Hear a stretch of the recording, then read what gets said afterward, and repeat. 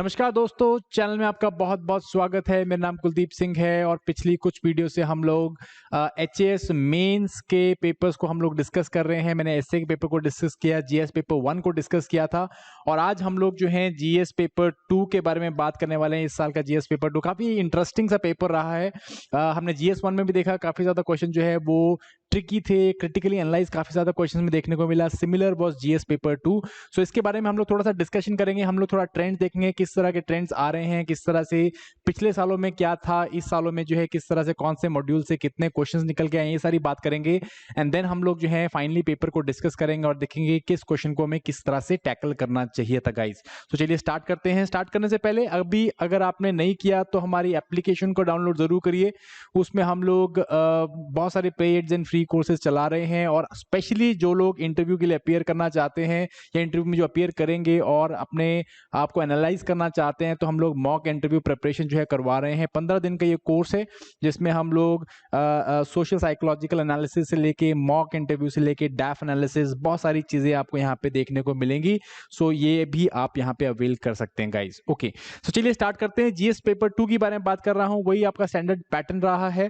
15 question आपको 4 marks के देखने को मिले, 10 क्वेश्चन आपको 8 मार्क्स के देखने को मिले और 3 क्वेश्चन आपको 20 मार्क्स के देखने को मिले हैं। सो क्वेश्चन का जो मॉड्यूल है, जो सिलेबस है, वो कुछ इस तरह से है। जो लोग अगले साल प्रिपेयर करना चाहते हैं वो लोग यहाँ पे मॉड्यूल देख लीजिए। जिन्होंने इस साल दिया है वो तो इसको काफी अच्छी तरह जानते हैं। So Indian polity and governance यहाँ पे आपको देखने को मिला। पब्लिक पॉलिसी के ऊपर क्वेश्चन निकल के आते हैं, आईआर के ऊपर क्वेश्चन निकल के आते हैं। So IR and Indian polity governance काफी इंपॉर्टेंट पिलर है इस पेपर का और इस साल भी हमें यही चीज देखने को मिली। काफी सारे क्वेश्चन आपको international relations and Indian polity governance देखने को मिले थे। उसके बाद हिमाचल का पोर्शन आता है, reorganisation of politics in Himachal Pradesh, reorganisation and politics के बारे में है। सो यहाँ पे भी हर साल की तरह एक ही सिमिलर पैटर्न के क्वेश्चन आपको देखने को मिले। जो हम लोग कैप पॉलिटिक्स बोलते हैं या lower hill and upper hill politics बोलते हैं, उसको वही उन्हीं के ऊपर लाइक हमें ब्रॉडली क्वेश्चन देखने को मिले हैं। उसके बाद गवर्नेंस के ऊपर हमें जो है क्वेश्चन देखने को मिले हैं, cyber crime, drug management, tribal welfare administration. And ये दोनों ही चीजें इस बारी क्वेश्चन पेपर में नहीं मिली हमको, बट गवर्नेंस के ऊपर जो है एक हमें ब्रॉडली क्वेश्चन देखने को मिला था। ठीक है जी। सो इसको हम लोग फटाफट से बाइफर्केशन कर लेते हैं। 2020 के पेपर में किस तरह आपको देखने को मिला है। So Indian polity and constitution, इसमें से हम लोग को 4 शॉर्ट और 2 मीडियम क्वेश्चन देखने को मिले हैं। एंड अगर आपने पॉलिटी जो है अच्छे से पढ़ी हुई है तो आई डोंट थिंक सो ये बहुत ज्यादा आपको टफ होने वाले हैं। सो दे वर कंपैरेटिवली इजी क्वेश्चंस, आप इजीली उन्हें हैंडल कर सकते हो। दो क्वेश्चन में क्रिटिकली एनालाइज का शब्द का इस्तेमाल करने के बाद जो है क्वेश्चन थोड़े से पेचीदा हो रहे थे, बट अगेन अगर आप थोड़ा सूझबूझ से करेंगे तो इसको बहुत इजी क्वेश्चन से ये governance, ethics in governance and role of NGOs, ये जो है कंपैरेटिवली मीडियम से मैं थोड़ा सा टफ रेंज बोलूंगा, मीडियम टू टफ क्वेश्चन आपको देखने को मिले। और इसमें 3 शॉर्ट, 2 लॉन्ग क्वेश्चन, 2 मीडियम और 1 लॉन्ग क्वेश्चन यहाँ पे आपको देखने को मिले था। तो बहुत ज्यादा वेटेज जैसे मैंने आपको बताया गवर्नेंस से जो है निकल के आ रहा है आपका। ठीक है जी। पब्लिक पॉलिसीज में हमें 2 क्वेश्चन देखने को मिले, मीडियम रेंज के क्वेश्चन थे, बट ये क्वेश्चन जो थे मीडियम जो 8 मार्क्स वाले क्वेश्चन थे हमारे, बट ये जो क्वेश्चन थे देवर डिफिकल्टी लेवल थोड़ी सी मैं आपको टफ मानूंगा इसको। Then international relations, again very very important pillar of this paper. I guess मैंने पीछे मेंशन नहीं किया international relations. So international relation बहुत इंपॉर्टेंट रोल प्ले कर रहा है। एंड अगेन आप देख सकते हो 3 शॉर्ट क्वेश्चन, 4 मीडियम क्वेश्चन और 1 लॉन्ग क्वेश्चन। पिछले 3-4 सालों में सबसे ज्यादा इंटरनेशनल अफेयर्स क्वेश्चन इस साल पूछे गए हैं। सो this is again an important aspect जो हमें, जैसे स्पेशली जो लोग अगले साल की तैयारी कर रहे हैं, आप ध्यान से देख लो, गवर्नेंस वाला पोर्शन और इंटरनेशनल रिलेशन बहुत इंपॉर्टेंट रोल प्ले करता है इस पेपर के अंदर। ठीक है जी। सो हिमाचल रीऑर्गेनाइजेशन एंड पॉलिटिक्स के ऊपर जो है अगेन 5 के 5 शॉर्ट क्वेश्चन जो इसी चीज के ऊपर बेस्ड थे और सारे एक जैसे क्वेश्चन थे, आगे हम आगे डिस्कस करेंगे, which was again like easy to medium level के क्वेश्चंस आपको देखने को मिले। And governance of Himachal Pradesh जो है वो एक लॉन्ग क्वेश्चन आपको देखने को मिला इसमें, which was again at the scale of easy to medium. Panchayati Raj institutions के ऊपर आ रखा था कि हिमाचल में पंचायती राज इंस्टीट्यूशंस के बारे में बताइए। तो आई गेस वो कंपैरेटिवली इजी क्वेश्चन था, बिकॉज बहुत सारे बच्चे जो है प्रिपेयर करके जाते हैं। हम लोग प्री में भी बोलते हैं कि पीआरआई के ऊपर क्वेश्चन पक्का आता है, मेंस में पीआरआई क्वेश्चन काफी इंपॉर्टेंट रहता है, तो इस साल भी हमें वही देखने को मिला है गाइस। ठीक है जी। सो ओवरऑल अगर मैं बात करूं तो पेपर का जो मैं अगर लेवल की बात करूँ तो this was slightly medium to tough एंड कई सारे क्वेश्चन थे, लाइक 2-3 क्वेश्चन तो ऐसे थे जो they were very difficult to answer and उनके ऊपर जो है किसी तरह से पॉइंट लेके आना बहुत ज़्यादा डिफिकल्ट था। ठीक है जी। सो 2020 वाला एनालिसिस ऑलरेडी मैंने बाकी 3 एनालिसिस किए हुए हैं, जो 18 का 17 का एनालिसिस किया हुआ, 19 का एनालिसिस किया हुआ, आप वहाँ पे देखिए जाके वीडियो को देख सकते हो और ये इस ट्रेंड के साथ कंपेयर कर सकते हो। सो चलिए अब आगे बढ़ते हैं हम लोग और मेन एस्पेक्ट के बारे में बात करते हैं, वो है हमारा पेपर और उसके ऊपर हम लोग थोड़ी सी ब्रॉड डिस्कशन लेते हैं। सो गाइज ये आप यहाँ पे पेपर देख सकते हो, this is your GS paper 2 and 200 marks, 3 marks 3 hours का हमको टाइम दिया हुआ है। वही आपको लेजिबल हैंड राइटिंग के ऊपर इंस्ट्रक्शन दिया हुआ है कि लेजिबल हैंड राइटिंग में लिखना है और ऑलरेडी जो क्वेश्चन का आंसर बुकलेट है उसी के अंदर ही लिखना है। ठीक है जी, क्लियरली स्टक ऑफ करना है, ये सारी चीज आपको यहाँ पे इंस्ट्रक्शन दे रखी है। तो चलिए हम लोग फटाफट से क्वेश्चंस के ऊपर आ जाते हैं। So you can see these questions, पहले 4 क्वेश्चन जो हैं आपके they are part of your Indian polity and some part of it is also governance. सो ये आप देख सकते हो यहाँ पे क्वेश्चन। सबसे पहला क्वेश्चन है basic describe the basic tenets of preamble of Indian constitution. So बहुत ईजी क्वेश्चन था, अगर आपने इंडियन पॉलिटी लक्ष्मीकांत प्रॉपर्ली पढ़ी है तो बेसिक टेनेट्स के बारे में बताना है। आपका सोशलिस्ट, सेकुलर, डेमोक्रेटिक, रिपब्लिक या फिर आप लिबर्टी, इक्वालिटी, फ्रेटर्निटी, इन शब्दों को आप थोड़ा सा एक्सप्लेन कर सकते हैं, इनके बारे में एक लाइन लिख सकते हैं। So these are basically basic tenets of the preamble. ठीक है जी, बहुत इजीली हम लोगों ने इसके ऊपर बहुत ज़्यादा डिटेल डिस्कशन भी की हुई है और आपने पढ़ा भी होगा। सेकेंड क्वेश्चन आता है analyse the DPSPs regarding international peace given in Indian constitution. So पहली लाइन में आप क्या लिखोगे भाई, आर्टिकल 50 में जो है इसके बारे में बात की हुई है, जिसके तहत भारतीय जो सरकार है, इंडियन गवर्नमेंट है, उसने काफी ज्यादा, इंडियन स्टेट ने काफी ज्यादा इसके ऊपर जो है एक्शंस लिए हैं। हमारी जो पॉलिसी है वो इस आर्टिकल 50 से निकल के आती है और बहुत सारी चीजें आप यहाँ पे लिख सकते हो। You can always talk about Panchsheel, you can always talk about Gujral doctrine. देखो क्वेश्चन नहीं पीछे आया था, अभी यही इंपॉर्टेंट होता है कि आपको क्वेश्चन पेपर पूरा पढ़ना चाहिए। देखो नीचे से निकल के आ गया गुजराल डॉक्ट्रिन, तो यहाँ पे लिखो गुजराल डॉक्ट्रिन, ये जो है निकल के आया हमारा नो फर्स्ट यूज पॉलिसी, आप ले लो। देन इंटरनेशनल पीस को हम लोग जो है इवन यूएन में हम लोग रिटेरिएट करते हैं। देन हमारा जो आपका आर्म रेस है या फिर डिसआर्ममेंट के ऊपर जो है हमारा जो स्टैंड है, इसके बारे में आप लिख सकते हो। तो ये सारी चीजें क्या है, वो इंटरनेशनल पीस, सिक्योरिटी या स्टैब्लिश जो अच्छे रिलेशंस हैं उनको स्टैब्लिश करने की यहाँ पे बात करती है। ठीक है जी, सो काफी सी चीजें यहाँ पे लिखी जा सकती थी। इवन रीसेंट एग्जांपल आप देख सकते हो, जैसे हम लोग सार्क सैटेलाइट यूज कर रहे हैं ना, सार्क सैटेलाइट हो गया, बिमस्टैक हम लोग कर रहे हैं, बिमस्टैक लेके आए हैं। तो इनमें से कुछ आप चीजें यहाँ पे लिख सकते हो जो आपकी क्या बताता है, इंटरनेशनल पीस के बारे में बताता है। ठीक है, that is it. Third question पे आते हैं, discuss the amendment procedure of the Indian constitution. Again काफी इजी आपका टॉपिक है। आर्टिकल 368 को आप यहाँ पे एक्सप्लेन कर सकते हो कि भाई इंडियन पार्लियामेंट के पास आर्टिकल 368 के तहत ये पावर है कि वो कॉन्स्टिट्यूशन को अमेंड कर सकते हैं और वो आप 2/3 एंड 2/3 1.5 मेजोरिटी वाले जो हैं एस्पेक्ट्स को लिख सकते हो। ठीक है जी, इजी क्वेश्चन है, इसके ऊपर ज्यादा कुछ डिटेल करने की जरूरत है नहीं हमको। चौथे क्वेश्चन के ऊपर आते हैं ना, यहां से थोड़ा ट्रिकी पार्ट स्टार्ट हो जाता है, part of governance as well as Indian polity, role of business groups, business pressure groups in Indian polity. अब प्रेशर ग्रुप्स क्या होते हैं, basically they are some sort of social groups जो एक common interest के लिए साथ में आते हैं और वो कॉमन इंटरेस्ट को परस्यू करते हैं। ठीक है जी, इन्हें हम लोग एक ही बार इंटरेस्ट ग्रुप्स भी बोल देते हैं। Interest groups generally pressure group तब बन जाते हैं जब वो गवर्नमेंट की पॉलिसीज को इन्फ्लुएंस करना स्टार्ट करते हैं। तो इंडियन बिजनेस प्रेशर ग्रुप्स कैसे इफेक्ट करते हैं, इसको काफी तरीके से इफेक्ट करते हैं। देखो हम लोगों की जो बिजनेसेस हैं, जो बिजनेस कम्युनिटी, उन्होंने क्या बना रखे, अपने इस तरह की एसोसिएशन बना रखी हैं, जैसे कि फिक्की है, जैसे कि सीआईआई है, कॉन्फेडरेशन ऑफ इंडस्ट्रीज है। ठीक है जी, इस तरह की बहुत सारी इंडस्ट्रियल ऑर्गेनाइजेशन, इंडस्ट्रियल ग्रुप्स बन रखे हैं और ये क्या करते हैं, कलेक्टिवली इंडियन गवर्नमेंट को जो है या इंडियन स्टेट को प्रेशराइज करते हैं कि बिजनेस ओरिएंटेड पॉलिसीज बनाने हैं या फिर एनेबलिंग एनवायरनमेंट करना होता है, बनाना होता है। ठीक है, जैसे कि अगर आपको पता होगा कि बजट से पहले फाइनेंस मिनिस्टर जो है वो बिजनेस ग्रुप्स को मिलते हैं ताकि उनसे डिस्कस कर सके किस तरह की पॉलिसी आनी चाहिए। बिजनेस ऑर्गेनाइजेशन इस तरह से इनको इन्फ्लुएंस करती हैं। ठीक है जी, सो आप इस तरह का रोल जो है यहाँ पे लिखोगे और इस तरह से इसको रिप्रेजेंट करने की कोशिश करेंगे। ठीक है, so this is the fourth question. Fifth question के ऊपर आते हैं, what do you mean by citizen charter. Again a very very simple to the point governance based question है कि भाई सिटीजन चार्टर क्या होता है।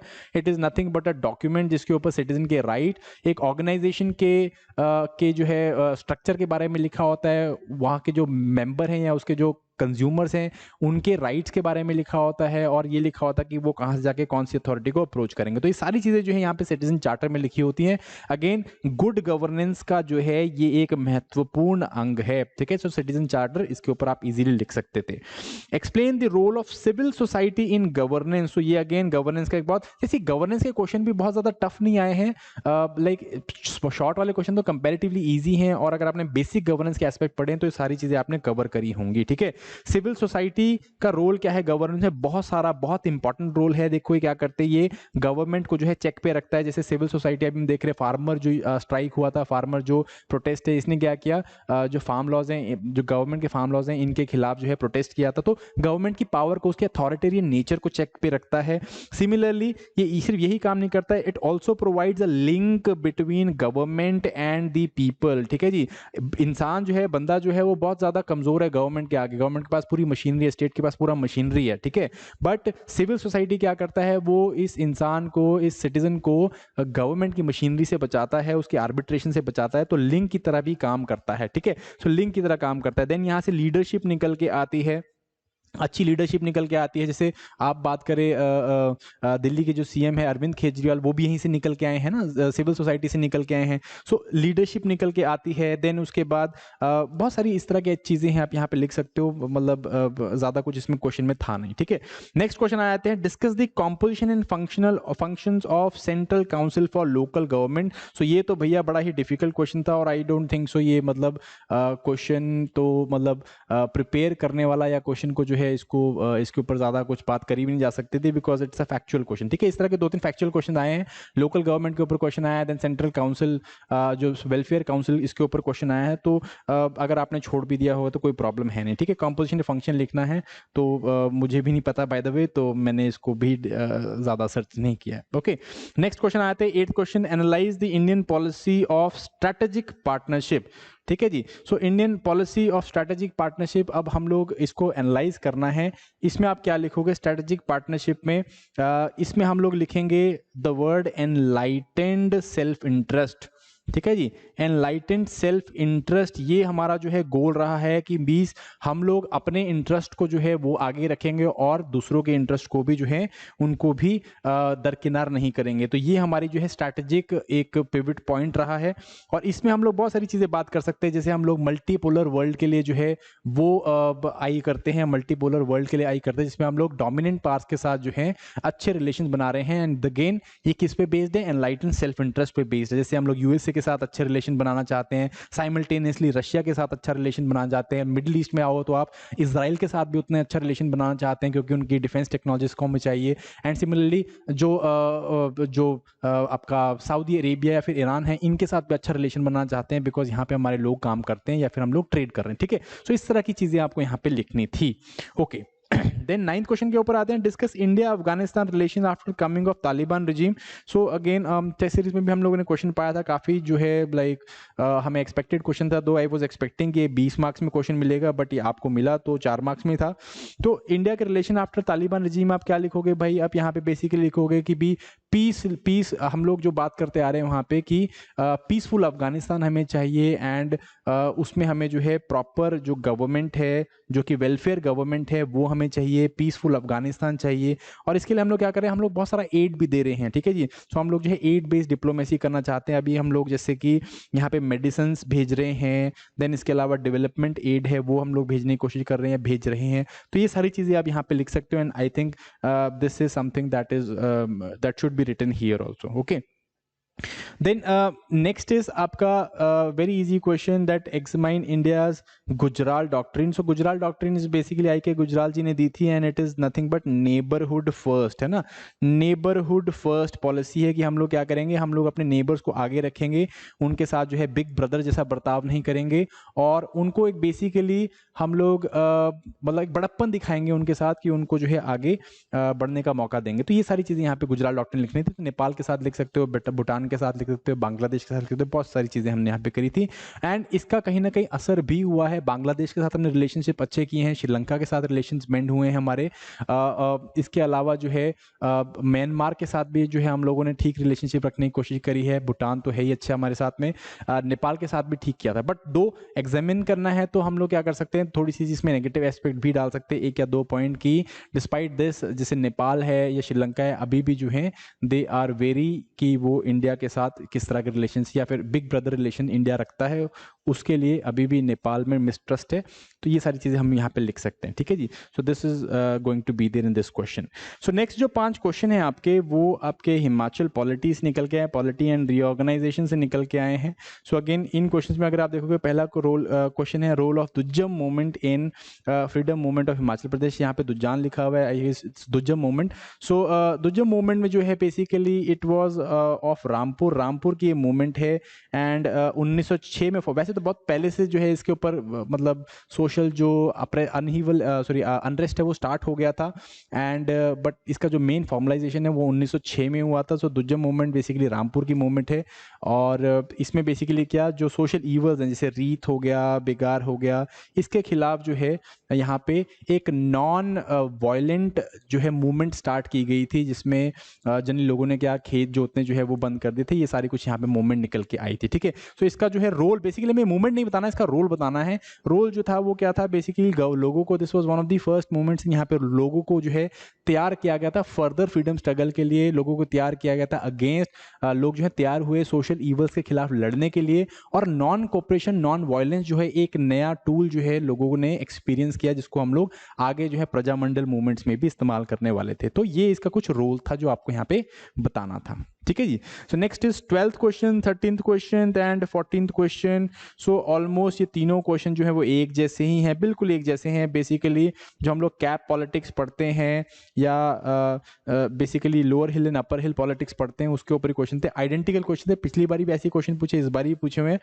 सो लिंग्विस्टिक ऑर्गेनाइजेशन पंजाब का जो है उसने किस तरह से पॉलिटिक्स को इम्पैक्ट किया है हिमाचल प्रदेश की। तो again linguistic organisation of Punjab से क्या हुआ, मोस्टली जो लोअर हिल्स थे, जैसे आपका बिलासपुर वाला रीजन हो गया या नीचे वाले जो रीजन्स हो गए, वो जो है हिमाचल में आए। And most of these regions were of different political ideology, ठीक है। पॉलिटिकल आइडियोलॉजी इनकी डिफरेंट थी, देवर लाइक मोर आप कह सकते हो बीजेपी ओरिएंटेड। एंड जो आपका मोस्टली इधर वाला बेल्ट था, शिमला वाला बेल्ट था, it is mostly what, it is Congress oriented, right. So इस तरह की जो है आपकी यहाँ पे पॉलिटिक्स है, बाईपोलर पॉलिटिक्स देखने में मिलती है, उसी के ऊपर यहाँ पे पूछा हुआ है। बस पंजाब का इन्होंने एक एलिमेंट पूछा है, पर लिखना वही सारी चीज़ें, ठीक है। Discuss how cap politics represent identity politics of Himachal Pradesh. So cap politics basically क्या है, आइडेंटिटी पॉलिटिक्स कैसे बनती है, वही है आइडेंटिटी। लोअर हिल आइडेंटिटी है एंड अपर हिल आइडेंटिटी है, या लोअर हिमाचल वाली आइडेंटिटी है, अपर हिमाचल वाली आइडेंटिटी है। तो इसमें आपका नीचे जो लोअर हिल वाले लोग आ गए, बिलासपुर हो गया, हमीरपुर हो गया, मंडी हो गया, थोड़ा बहुत जो है नीचे आपका सोलन वाला रीजन हो गया। तो ये सारा जो है किसी एक पॉलिटिकल आइडियोलॉजी से इंस्पायर्ड है या इन्फ्लुएंस है, एंड देन ऊपर वाला जो है किसी एक पॉलिटिकल आइडियोलॉजी से इन्फ्लुएंस्ड है। तो इस तरह की आपको यहाँ पे बात लिखनी थी। Similarly discuss the impact of cultural divide on politics of Himachal Pradesh. So cultural divide, again जो लोअर हिल्स वाला जो रीजन है आपका, जैसे कांगड़ा रीजन हो गया, मोर जो इन्फ्लुएंस्ड है, जिनका culture there is more influence through by Punjab. And then upper जो है it is more secluded distinct culture, आपका जो कल्चर है which is more tribal in nature. तो यहाँ पे जो है कल्चर डिवाइड से भी पॉलिटिक्स में आपको डिवाइड देखने को मिल जा रहा है, ठीक है जी। सो ये तीनों क्वेश्चन ऑलमोस्ट एक जैसे ही थे एंड इनको उसी तरह से हम लोगों को कवर अप करना था। देन नेक्स्ट क्वेश्चन की तरफ आते हैं हम लोग, 15th question. This is the colonial rule, in colonial rule which organization fought for the democratization of administration in Himachal Pradesh and how? So basically the organization was प्रजा मंडल, ठीक है जी। हिल रियासती प्रजा मंडल जो थे, इन्होंने क्या किया, इन्होंने डेमोक्रेटाइजेशन के लिए फाइट की थी। एंड किस तरह से फाइट की थी, सो क्वेश्चन ये नहीं है कि मतलब प्रजा मंडल के बारे में लिखना है, क्वेश्चन ये है कि प्रजा मंडल ने फाइट कैसे की थी, मीन्स क्या थे इनके। सो अगेन मीन्स जो थे generally their peaceful agitations, general जो है देवर पीसफुल एजिटेशंस थे and it belong to like non cooperation non violent activities जो है इन्होंने की थी। एंड इसके अलावा देयर मेन एम्फोसिस या their main focus was to rope national leaders को जो है इन्होंने अपना जो मत रखने के लिए राज़ी किया था। जैसे जवाहरलाल नेहरू की बात करें हम लोग या गांधी जी की बात करें तो उन्होंने आके जो है हिमाचली जो जो प्रजामंडल जो मूवमेंट थी उसको सपोर्ट किया था। ठीक है जी। सो इस तरह से हम लोग इन सोशल ईवल्स के खिलाफ जो है इन्होंने फाइट की थी। सोशल ईवल्स एक बहुत इंपॉर्टेंट पिविटल एस्पेक्ट था, एक बहुत इंपॉर्टेंट लोकस था जिसपे ये सारी प्रजामंडल मूवमेंट्स बनी थी कि भाई एडमिनिस्ट्रेशन जो है मोर डेमोक्रेटाइज होनी चाहिए, सोशल ईवल्स को जो है खत्म करना चाहिए। ठीक है। तो इस तरह से जो है इन एस्पेक्ट्स के ऊपर जो है जनरली जो है मार्चेस निकाले जाते थे या फिर नॉन कोऑपरेटिव एक्टिविटीज या फिर रीत और बेगार का जो है सोशल ईवल्स को शन करना, उन्हें निगेट करना या फिर उनके खिलाफ जो है मार्चेस निकालना, ये सारे जो है यहाँ पे काम किए जा रहे थे गाइस। ठीक है। सो ये 15th क्वेश्चन हो गया आपका। देन मूविंग अहेड हम लोग चलते हैं मेजर क्वेश्चंस की तरफ। मेजर क्वेश्चंस में जो है आपका आता है सेकंड पार्ट, इसमें हम लोग बात करते हैं मीडियम लेवल के क्वेश्चंस की। 16 to 25 नंबर जो क्वेश्चन है आपके 120 वर्ड में लिखने हैं। सो अगेन पहले क्वेश्चन जो है they are from part of polity only. So critically examine, अब ये आपको काफी ज्यादा देखने में मिलेगा, हर चीज में जो है क्रिटिकली एग्जामिन लगा दिया है। Basic structure theory of Indian constitution. So Indian constitution के बेसिक स्ट्रक्चर थ्योरी को क्रिटिकली एग्जामिन करना है। एक लाइन में आप जो है इसको इंट्रोडक्शन लिखने की कोशिश करोगे कि भाई केशव नंदा भारती केस में इस 1973 के केस में जो है इसको बेसिक स्ट्रक्चर को डॉक्ट्रिन को इनिशिएट किया गया था। एंड देन उसके बाद इसका जो है एवोल्यूशन या उसका जो डेफिनेशन है उसको डिफाइन नहीं किया गया था प्रॉपर, इसको जो है आगे फर्दर जो रूलिंग्स है उसमें डिफाइन या उसमें जो है एलैबोरेट किया गया है। और यही इसका बड़ा जो है क्रिटिसिज्म भी बन के जाता है कि जो बेसिक स्ट्रक्चर थ्योरी है it is not defined concretely, इसे डिफाइन नहीं किया गया है। It has been left to the wisdom of judiciary. ठीक है। सो जुडिशरी ने अलग अलग जजमेंट्स के थ्रू जो है बहुत सारी चीजों को बेसिक स्ट्रक्चर के अंडर लेके आए हैं। सो डेफिनेशन इसका एवोल्यूशन जो है it is not clear. And इसके कारण क्या है, सबसे बड़ा अनदर इंपॉर्टेंट इशू इज कि यहाँ पे जुडिशियल एक्टिविज्म या जुडिशियल ओवर रीच जो है वो काफी ज्यादा देखने में मिलती है। जैसे कि अगर हम बात करें और जैसे रिफॉर्म्स हैं, कॉन्स्टिट्यूशनल रिफॉर्म्स हैं, वो भी करना जो है काफी डिफिकल्ट हो जाता है बिकॉज कोई केस जो है वो कोर्ट में चला जाए तो उसको जो है एज एन बेसिक स्ट्रक्चर के एस्पेक्ट से हम लोग नलीफाई कर सकते हैं। ठीक है। को जो जजेस हैं वो नलीफाई कर सकते हैं, जैसे एनजेएसी के साथ हुआ। ठीक है जी। जुडिशियल अकाउंटेबिलिटी कमीशन बन रहा था बट इवेंचुअली क्या हुआ, ये जो इसको इंडिपेंडेंस ऑफ जुडिशरी को हम लोगों ने क्या है बेसिक स्ट्रक्चर में डाल के ये सारे को खारिज कर दिया था। तो इस तरह की चीजें आप लिखोगे क्रिटिकली एग्जामाइन में कि क्या क्या चीजें यहाँ पे आपको देखने को मिल रही हैं। ठीक है जी। नेक्स्ट क्वेश्चन आ जाते हैं हम लोग, critically analyse the election process of Indian president. So election process को हमें यहाँ पे क्रिटिकली एनालाइज करना है इंडियन प्रेसिडेंट के। सो इसकी पावर्स और फंक्शंस के बारे में नहीं बात करी, इलेक्शन प्रोसेस के बारे में बात करी हुई है। सो इसके बारे में आप क्या लिखोगे, पहले तो अपना वही वन लाइन इंट्रोडक्शन में आप बता सकते हो किस आर्टिकल के तहत जो इलेक्शन प्रोसेस किया जाता है। एंड देन उसके बाद आप क्रिटिकली एनालाइज कर सकते हो जैसे कि it is a very very complex process. ठीक है जी। कम्प्लेक्स प्रोसेस है। एंड इसके अलावा जो आप यहाँ पे लिख सकते हो कम्प्लेक्स होने के साथ साथ में क्या है, मोस्टली जो है यहाँ पे नॉमिनेशंस का जो प्रोसीजर है, नॉमिनेशंस का प्रोसीजर हो गया आपका, ये सारी चीजें नॉमिनेशंस एंड प्रपोजल का जो प्रोसीजर है, इसके कारण क्या होता है very very few candidates they can appear and they can fight for the और they can contest for the president. ठीक है जी। नॉमिनेशंस एंड प्रपोजल करके इसी के कारण क्या होता है, बेसिकली जनरली जो रूलिंग पार्टीज होती हैं या जो बड़ी लेवल में नेशनल पार्टीज होती हैं, अपोजिशन पार्टी होती है, सिर्फ वो ही अपने कैंडिडेट्स को फील्ड कर सकती हैं और कर पाती हैं एंड वो ही जो है जीतती भी हैं। ठीक है। जनरली रूलिंग पार्टी के जो कैंडिडेट्स हैं वो ही जो है प्रेसिडेंट के लिए जीतते हैं। क्यों? Because they have got the proposal and they have got the numbers. ठीक है। सो इससे क्या होता है कि वाइडर जो लेवल पे लोग आके या प्रेसिडेंसी के लिए फील्ड कर सकते थे या प्रेसिडेंसी के लिए जो है स्टैंड कर सकते थे, वो वहाँ पे नहीं हो पाता है। तो ये कुछ आपको यहाँ पे एग्जांपल्स निकल के आते हैं। इसके अलावा जो है it is very difficult to find any like election process में क्या क्रिटिकल एनालिसिस होता है। एक ये भी लिख सकते हो कि भाई आप जो प्रोपोर्शनल रिप्रेजेंटेशन है, सिंगल ट्रांसफरेबल वोट है, ये बेसिकली दो लोगों के कॉन्टेस्ट को सपोर्ट करता है या दो से ज़्यादा कॉन्टेस्ट को सपोर्ट नहीं करता है। तो इस तरह की चीज़ें लिख सकते हो बट अगेन आई थिंक ये 2-3 पॉइंट से आपका निकल जाएगा काम। ठीक है। नेक्स्ट इज 18th क्वेश्चन में आते हैं, what do you mean bye good governance and discuss it's characteristics. ठीक है, सुशासन क्या होता है बेसिकली।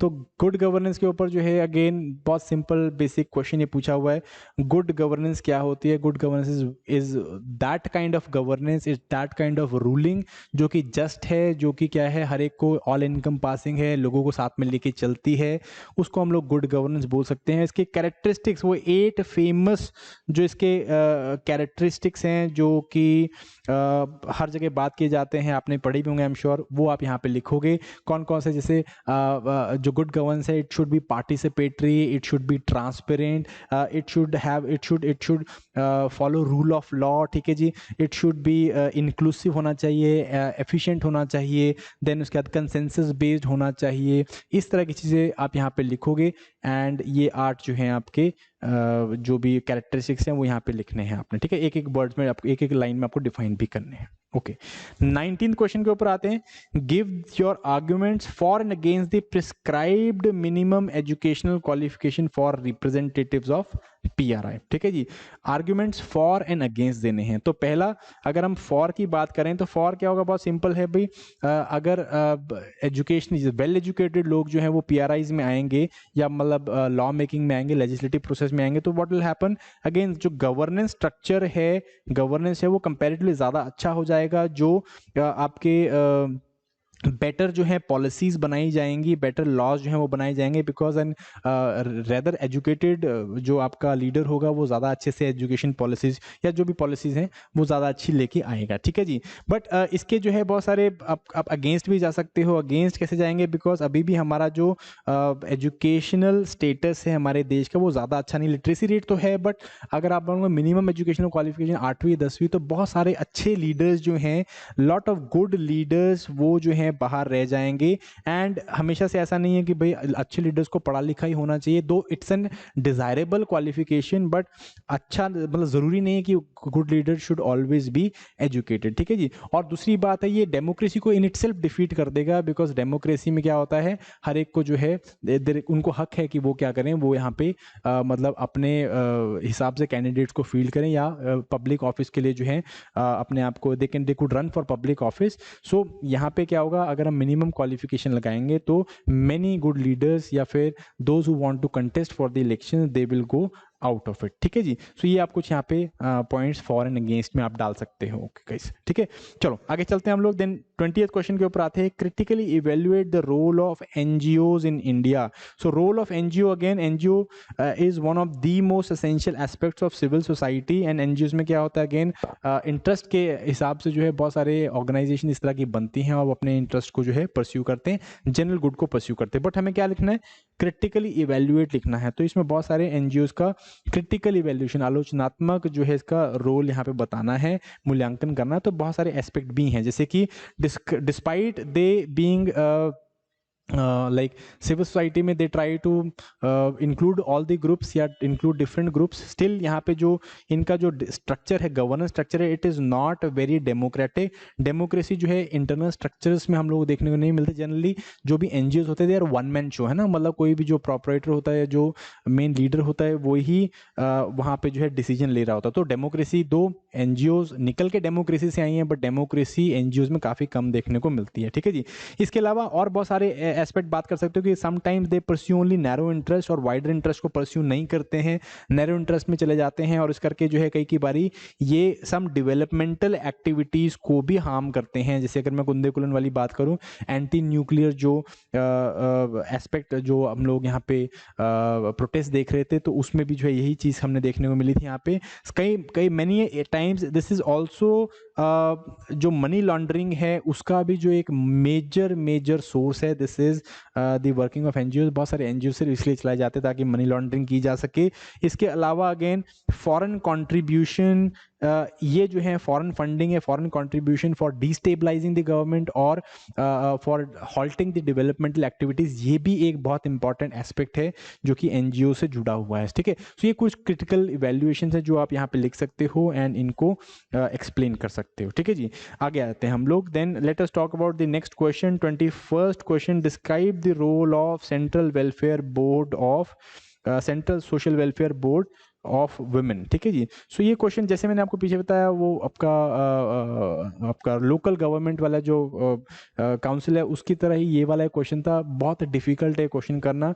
1953 में ये बना था, सेंट्रल सोशल वेलफेयर बोर्ड ये बना था। और बेसिकली क्या काम कर रहा है, ये टेक्निकल असिस्टेंस प्रोवाइड करता है। जो ऑलरेडी सिविल सोसाइटी ग्रुप्स हैं उनको टेक्निकल असिस्टेंस प्रोवाइड करना, उन्हें फाइनेंस प्रोवाइड करना, तो उन्हें टेक्निकल नो हाउ प्रोवाइड करना, ठीक है जी, मशीनरी प्रोवाइड करना, ताकि वो अपने रिलेटेड इंटरेस्ट ग्रुप या रिलेटेड वेलफेयर एक्टिविटीज़ को कर सकें, ठीक है। वेमेन की वेलफेयर के लिए भी उन्होंने काफ़ी काम किए हैं, जैसे कि like they are focusing upon family counselling centre चला रहे हैं, ठीक है। फैमिली काउंसलिंग सेंटर चलते हैं यहाँ पे, या फिर वोकेशनल ट्रेनिंग ये लोग देते हैं। बहुत सारी इस तरह की चीज़ें यहाँ पे चल रही हैं जो कि विमेन से एसोसिएट सेल्फ हेल्प ग्रुप्स को जो है ये टेक्निकल नो हाउ या टेक्निकल एक्सपर्टीज़ प्रोवाइड करते हैं, उन्हें ट्रेनिंग देते हैं। ये सारी चीज़ें यहाँ पे आपको निकल के आती हैं, ठीक है। ये यहाँ पे आपको देखने को मिलेगा। ओके, सो डिस्क्राइब भी करना तो आप ये सब चीज़ें यहाँ पे डिस्क्राइब करोगे। देन नेक्स्ट क्वेश्चन आपके आ जाते हैं, they are again of international affairs. International affairs के क्वेश्चन है, and examine India's role of in United Nation peace keeping activities. So peace keeping activities में इंडिया का रोल बताना है, उसको उसका विश्लेषण करना है हम लोगों को। तो अगेन इसमें आप क्या लिखोगे जी, इसमें सबसे पहले तो अगेन वो इंट्रोडक्शन में क्या लिखोगे, हम लोग लार्जेस्ट कंट्रीब्यूटर्स हैं ट्रूप्स के in the United Nations peace keeping activities. और इस पे आप बहुत बड़ी सारी चीज़ लिखोगे, जैसे हम लोगों ने ऑलमोस्ट जैसे 70 आई गेस 71 के आसपास में जो भी टोटल यहाँ पे जो भी एक्टिविटीज़ चल रही हैं, जो मिशन चल रहे हैं, उसमें ऑलमोस्ट 50 एक्टिविटीज़ में 50 मिशंस में हम लोगों का कंट्रीब्यूशन है in the form of troops, ठीक है। हम लोग कंट्रीब्यूशन करते हैं। इसके अलावा सबसे ज़्यादा जो भी मार्टियर हुआ है, मतलब सबसे ज़्यादा जो भी यहाँ पे ऑन ड्यूटी डेथ्स हुई हैं वो भी इंडियन सोल्जर्स की हुई हैं। तो ये भी एक बहुत बड़ा वो है कि हम लोग लाइन ऑफ ड्यूटी में जो है किसी भी तरह का आप कह सकते हो कॉम्प्रोमाइज़ नहीं करते हैं। इसके अलावा जो है लाइक बहुत सारे आप मिशंस की बात कर सकते हैं, जैसे कॉन्गो मिशन हो गया, आपका सूडान मिशन हो गया, जहाँ पे इंडिया ने काफ़ी ज़्यादा जो है इम्पैक्टफुल काम किया है इन दी पीस कीपिंग एक्टिविटीज़, ठीक है जी। सो ये आप 2-3 चीज़ें लिख सकते हो। एग्जामाइन में और कुछ भी लिख सकते हो, जैसे कि हम लोग ट्रूप्स तो बहुत ज़्यादा दे रहे हैं, पर हमारा जो monetary contribution it is not that much, है ना। हम लोग इतना मॉनेटरी कंट्रीब्यूशन नहीं कर पाते, हम सिर्फ ट्रूप्स का कंट्रीब्यूशन कर पा रहे हैं। एग्जामाइन में अगर आप 1-2 नेगेटिव चीज़ें लिखना चाहते हो तो जैसे हम लोग ट्रूप्स बहुत ज़्यादा दे रहे हैं, बट जो आपका मॉनेटरी कंट्रीब्यूशन बहुत कम है, ठीक है। या आप ये भी बोल सकते हो कि यूनाइटेड स्टेट जो है बहुत ज़्यादा पैसे देता है, बट ट्रूप्स नहीं देता है, ठीक है। इस तरह की चीज़ें हम लोग यहाँ पे डाल सकते हैं along with positive aspect. Okay, 23 analyse emerging India American defence cooperation in the post cold war period. So post cold war में जो है, कोल्ड वॉर में इंडिया और अमेरिका का डिफेंस कोऑपरेशन किस तरह का निकल के आया है, इसके बारे में आपको इसको एनालाइज करना है आपको। सो अगेन मेजरली हम लोग देखें तो इंडियन अमेरिकन जो डिफेंस कोऑपरेशन है वो 2003 के बाद जो है एक्चुअली स्टार्ट हुआ। उससे पहले इंडियन एंड अमेरिकन डिफेंस के मामले में ज़्यादा कुछ करते नहीं थे हम लोग, बट इसके बाद जो है इट हैज़ स्ट्रेंथन, स्पेशली 2010 के बाद it has become a very very important strategic point for India as well as America, ठीक है जी। इंडिया जो अमेरिका जो है, जो उसका पैसिफिक अगर जो एशिया पैसिफिक की बात करें तो उसमें इंडिया को एक बहुत इंपॉर्टेंट पार्टनर मानता है। सिमिलरली इंडिया जो है सिर्फ रशिया के ऊपर डिपेंडेंट नहीं रहना चाहता है, ये wants to also have USA with it, so that हम लोग डिफेंस कोऑपरेशन कर सके, ठीक है। बड़ी सारी चीज़ें हम लोग ये like we are doing defence exercises like Malabar हम लोग करते हैं, जिसमें यूएस हम लोग साथ में होते हैं। देन आप क्वाड के बारे में बात कर सकते हो कि क्वाड में हम लोग ज़्यादा इन कोऑपरेशन कर रहे हैं, इवन डिफेंस लेवल का कोऑपरेशन के बारे में बात करने हैं हम लोग। यहाँ पे एक्ट उनके बारे में बता सकते हैं जो हमने इनके साथ पैक्ट साइन करे हैं। लेमोआ हो गया आपका, कॉमकोसा हो गया, ये हम लोगों ने इनके साथ जो है साइन किया है। बेका जो है ये हमने साइन किया है। तो ये डिफेंस कोऑपरेशन लॉजिस्टिक, जैसे लेमोआ जो है लॉजिस्टिक कोऑपरेशन के लिए है ना, तो ये कम्युनिकेशन लॉजिस्टिक कोऑपरेशन के लिए। तो ये सारी चीज़ें हम लोगों ने की हैं। बहुत सारा डिफेंस इक्विपमेंट भी हम लोग ले रहे हैं, जैसे चिनूक हो गया, अपाचे हो गया, ये हम लोग एक्वायर कर रहे हैं। यूएस की हॉबिट्स हमने एक्वायर करी हैं। तो बेसिकली कहने का मतलब है कि काफ़ी सारा जो है डिफेंस कोऑपरेशन में हम लोग काफ़ी आगे बढ़ रहे हैं। And US is also like warming up to make in India plan of defence, है ना। डिफेंस में जो हम मेक इन इंडिया प्लान चला रहे हैं, तो बहुत सारी यूएस कंपनीज हैं जो कि इंडियन डिफेंस मैन्युफैक्चरर के साथ मिलके यहाँ पे प्रोडक्शन करने की स्कीम कर रही है या प्रोडक्शन करने का प्लान कर रही है, ठीक है। तो ये सारी चीज़ें आप यहाँ पे लिख सकते हो। Then critically examine the problem of boundary dispute between India and China, कि भाई इंडिया एंड चाइना के बीच में प्रॉब्लम क्या है बाउंड्री डिस्प्यूट का। सो आप वो line of actual control LAC के बारे में लिख सकते हो, ईस्टर्न वेस्टर्न सेक्टर के बारे में लिख सकते हो। बहुत इसमें कुछ ज़्यादा बताने वाला है नहीं, it is like very simple question. India China dispute जो है पिछले 2-3 साल से काफ़ी हॉट चल रहा है और काफ़ी अच्छे से आपने पढ़ा भी होगा इसको, तो मैं इसको एक्सप्लेन नहीं कर रहा हूँ, ठीक है। आगे आ जाते हैं। Discuss in detail the India's foreign direct investment policy, ठीक है। So foreign direct investment policy जो है वो इंडिया क्या है, इसका मेन जो एम है it is to bring sustainable and long term investment into India, ठीक है जी। इंडिया में सस्टेनेबल और लॉन्ग टर्म इन्वेस्टमेंट लेके आना है और इसके लिए हमने बहुत सारी चीज़ें कर भी रहे हैं, जैसे कि आप वैसे जिन जनरल लिख सकते हो कि दैट इंडिया जो है FDI के मामले में सबसे लार्जेस्ट रहा है 2020 में भी, एंड अराउंड 80 बिलियन के आसपास में फॉरेन डायरेक्ट इन्वेस्टमेंट यहाँ पे निकल के आई है। इसमें लिए बोल सकते हो कि इसको इम्प्रूव करने के लिए हमने क्या किया है, ईज़ ऑफ डूइंग बिजनेस की रैंकिंग्स को हम लोग इम्प्रूव कर रहे हैं। हम लोग बहुत सारे जो है छोटी छोटी पॉलिसीज निकाल रहे हैं, जैसे कि हम लोगों ने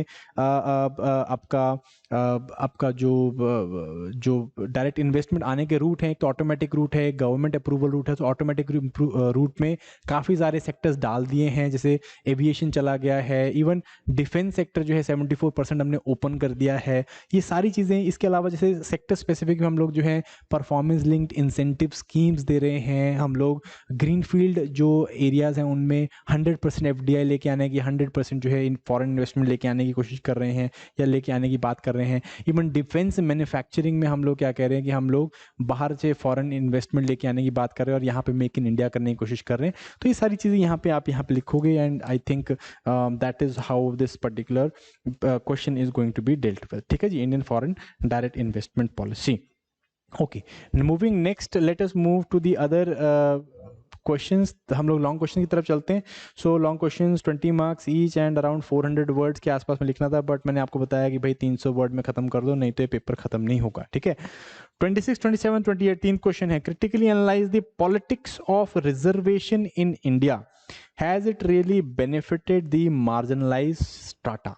सो इसमें आप क्या लिखोगे, इसमें again you would start with the caste based, identity based हम लोग यहाँ पे क्या रिजर्वेशन दे रहे हैं, which is actually positive discrimination जो हम करते हैं लोअर कास्ट जो कम्युनिटीज़ हैं उनके साथ, बिकॉज उनके साथ हिस्टोरिक इनजस्टिस हुआ, वहाँ से स्टार्ट हुआ था।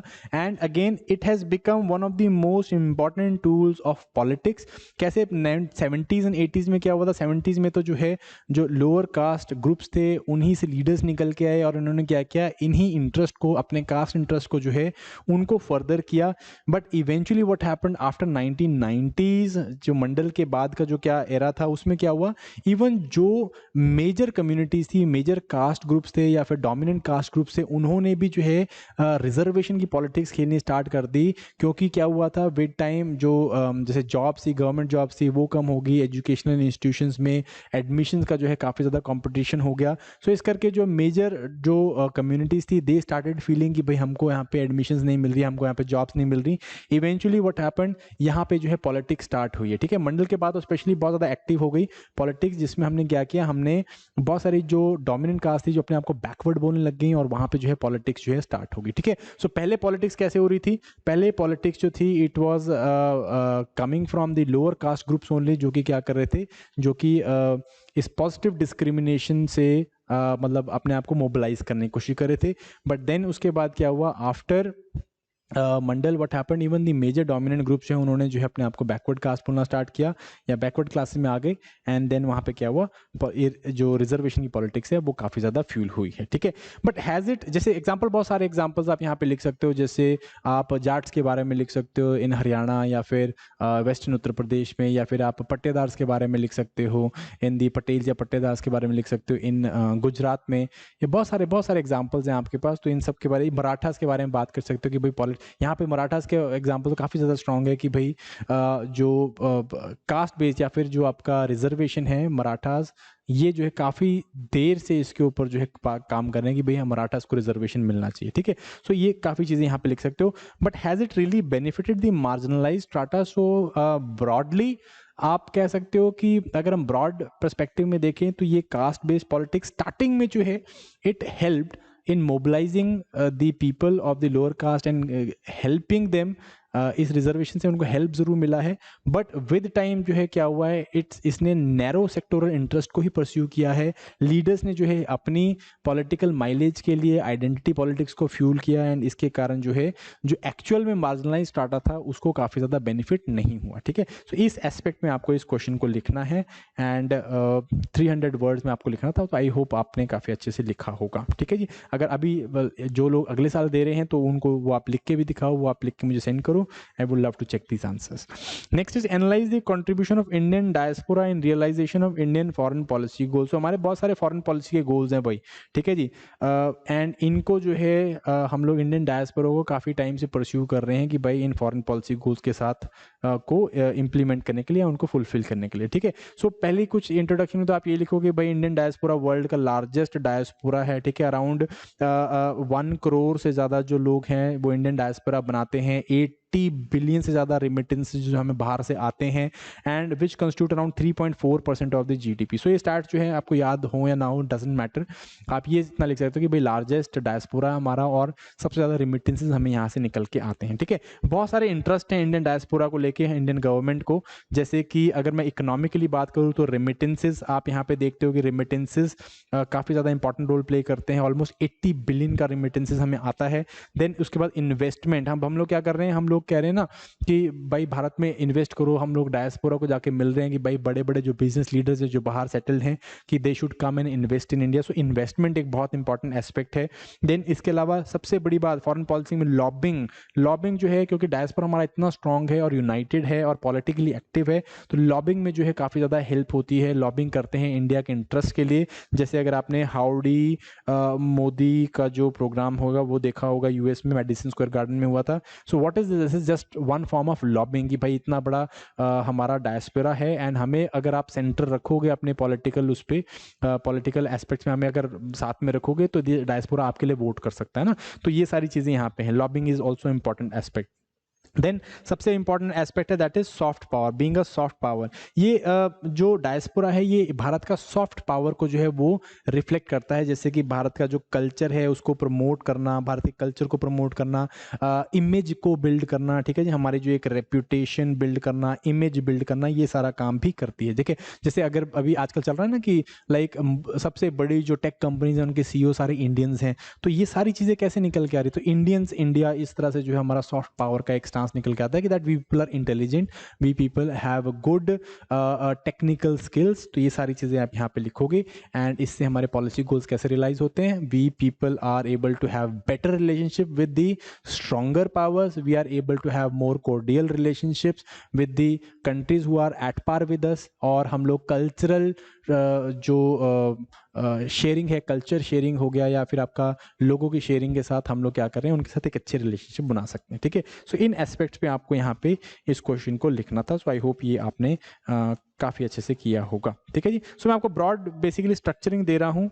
आई होप ब्रॉड स्ट्रक्चरिंग जो है ये आपको हेल्प करेगी। If you are writing this answers I would definitely suggest, जिन्होंने नहीं दिया पेपर वो इस आंसर को, इनको ज़रूर लिखो आंसर्स को, एंड जो लोग देखे आए हैं आई होप आपके पॉइंट्स और मेरे पॉइंट्स मैच कर रहे होंगे। ठीक है, 28th क्वेश्चन में आते हैं। 73rd constitution amendment. So again this is governance of Himachal के ऊपर क्वेश्चन था। So nothing from cyber crime और nothing from tribal administration, only PRIs के ऊपर क्वेश्चन आ गया था which was expected but again not in 20 marker. ठीक है, 73rd constitution amendment 1992 has been implemented in true letter and spirit in Himachal Pradesh. Comment करना है कि क्या ये ऐसा हुआ है ना, इसके ऊपर टिप्पणी करें कि ट्रू लेटर स्पिरिट में हमने जो पंचायती राज इंस्टीट्यूशंस हैं या फिर 73rd कॉन्स्टिट्यूशन अमेंडमेंट है वो हमने इंप्लीमेंट करी है। So answer is I think yes, है ना। अगर मैं ट्रू लेटर एंड स्पिरिट की बात करूँ तो येस, मेजॉरिटी मेजर एस्पेक्ट्स पर अगर हम बात करें तो काफ़ी PRI जो है काफ़ी ज़्यादा स्ट्रेंथन्ड है, ये इंस्टीट्यूशन जो है काफ़ी ज़्यादा स्ट्रेंथन्ड है हिमाचल में, and it was like it started very very early 1968 के आसपास में, आई गेस गोइंग 1968 के आसपास में जो है यहाँ पे पंचायती राज इंस्टीट्यूशन जो है वो इस्टेब्लिश हो गए थे। यहाँ पे इलेक्शन का प्रोसीजर जो है काफ़ी अच्छे स्टार्ट हो गया था after this amendment Himachal Pradesh पंचायती राज जो आपका एक्ट है, PRI एक्ट है वो 1994 का, वो यहाँ पे आया। एंड इस बेसिस पे जो हम लोग क्या रहे हैं कंटिन्यूसली हर साल जब हर 5 साल के बाद जो हम लोग क्या करें, हम लोग इलेक्शंस कंडक्ट करवा रहे हैं। एंड ऑल दी 3 जो आपकी जो आपका और सारे जो 3 टायर हैं PRIs के, ठीक है, वो सारे तीनों टायर जो है हम लोगों के इलेक्टेड हैं। 50% जो है हम लोगों ने फीमेल्स को रिजर्वेशन दे रखी है यहाँ पे। एंड काफ़ी ज़्यादा जो है लोकल लीडर्स निकल के आए हैं एंड उन्होंने जो लोकल डेवलपमेंट है, इंफ्रास्ट्रक्चर बिल्डिंग है, इन सब के ऊपर काफ़ी ज़्यादा काम भी किया है, ठीक है। सो इस एस्पेक्ट पे आपको इस क्वेश्चन को लिखना है। एंड कुछ नेगेटिव एस्पेक्ट भी बता सकते हो कि जैसे स्टिल अभी अपर एरियाज में हम लोग देख रहे हैं कि पानी पंचायत का सिस्टम, सॉरी अपना पति पंचायत का सिस्टम जो है अभी भी देखने को मिलता है। इस तरह के थोड़े नेगेटिव एस्पेक्ट्स भी लिखने हैं, 1-2, लाइक सारा बहुत पॉजिटिव नहीं लिखना है, 1-2 नेगेटिव एस्पेक्ट्स भी हमने डिस्कस करने हैं और देन हम लोग एक फ्यूचर फॉरसाइट देके इसको ख़त्म कर सकते हैं, ठीक है जी। सो ये कुछ आपको लिखना है। बट येस आई गेस इसमें आप और स्टैट्स भी डाल सकते हो 73rd कॉन्स्टिट्यूशन अमेंडमेंट कि हिमाचल में किस तरह से हो रहा है, जैसे कितनी पंचायतें हैं, हर 5 साल में रेगुलर इलेक्शंस आपको देखने को मिल रहे हैं। एंड ये सारी चीज़ें यहाँ पे लिख सकते हो गाइस, ठीक है जी। So this was this particular paper, second GS2 of Himachal Pradesh 2021 mains exam. And good paper, थोड़ा सा comparatively I would say medium to tough level का पेपर था। एंड जिन्होंने किया होगा आई एम श्योर आपके भी कुछ पॉइंट्स होंगे। If you have, like you can write them down on the comment section, I would love to read them out. And if you are not appearing right now, इस साल appear नहीं किया, अगले साल अपेयर करने की कोशिश कर रहे हो, तो गाइज जो लोग अपनी तैयारी करके बैठ गए हैं तो इस पेपर को ज़रूर अटेम्प्ट करना। इससे आपको एक इंसाइट मिलेगा कि किस तरह से मेंस के क्वेश्चन आ रहे हैं और कैसे हमें अटेम्प्ट करने का, ठीक है जी। So again soon next session में हम लोग मिलेंगे, we will be discussing GS3 paper. And till that is it from my side. Thank you very much. Have a nice day. Bye bye.